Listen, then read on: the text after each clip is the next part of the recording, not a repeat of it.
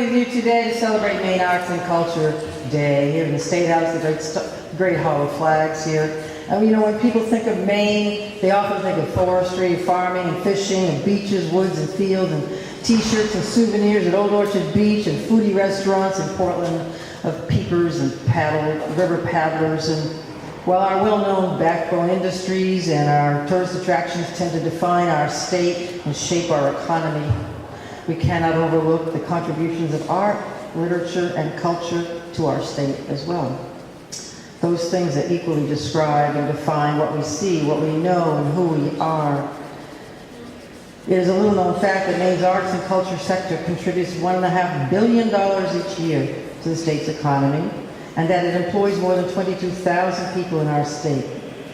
But beyond that, it is writers and artists like Edna St. Vincent Millay, Dolph Ipka, Winslow Homer, Marsden Hartley, Andrew Wyeth, Stephen King, Wes McNair, Betsy Scholl, Peter Ralston, Louise Nevelson, Stu Kestenbaum, Lily King, Jamie Wyeth, Kathy Pelletier, and so many others who are inspired by the wild wonders of our state and who have put Maine on the map, who have enhanced our sense of community, and who continue to expand our senses and open our eyes, ears, and minds to the wider world of our imagination.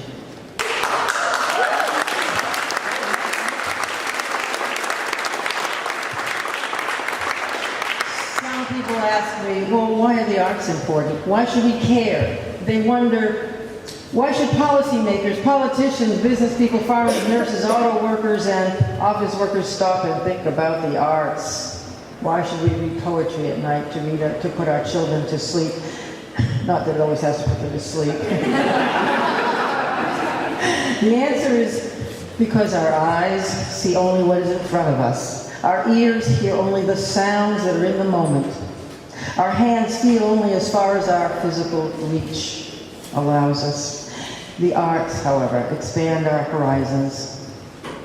They help us see what is not obvious, help us hear the things unheard, help us think differently and find connections between disparate things, and know that our world is a greater, much larger, better place. They elevate our soul. When I was growing up, you know, February 27th was virtually a state holiday. It was the birthday of the great Portland-born writer, Henry Wadsworth Longfellow. And so we would spend the day at school reciting Evangeline, or the Song of Hiawatha, or Paul Revere's Ride.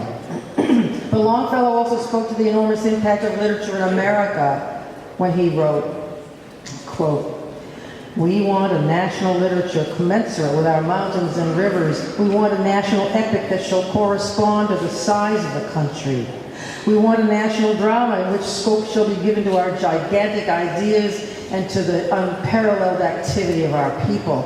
In a word, we want a national literature altogether shaggy and unshorn that shall shake the earth like a herd of buffaloes thundering over the prairies." Sounds like we're celebrating Earth Day today. Where did that come from? He could have been talking about our mountains, hills, and rivers and unbending fields. He could have been talking about our shaggy and unshorn state, and the literature that shakes up our psyche, the arts that challenge and change our vision, our thinking, and our sense of self. Today we recognize, as Longfellow did, and as John F. Kennedy did, that, quote, "The arts incarnate the creativity of a free people." Freedom of thought and creativity and promotion of the arts is vital to our democracy, and that is why I recently declared Maine Cultural Awareness Week. And in the proclamation, it said, quote, "Whereas Maine has long been a haven for writers, musicians, painters, sculptors, poets, dancers, folk artists, culinary artists, and creative thinkers of all kinds. Whereas Maine enjoys a worldwide reputation for the quality, quantity, and variety of its cultural community. And whereas Maine features a broad and significant array of historic and architecturally significant structures, and whereas Maine and the world benefit economically, intellectually, and emotionally because of the existence, practices, and contributions of our cultural community.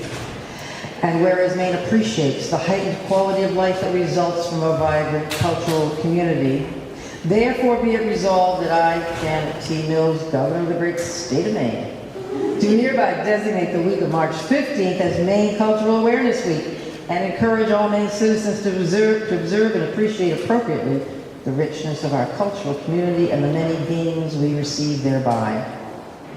And so today it is my hope that we will inspire and encourage the next young writer from Allagash, Bangor, New Sharon, Deer Isle, or Portland, the next budding artist, sculptor, or photographer from Rockland, Yarmouth, or Vinyl Haven, or Lewiston to excel and to continue to inspire.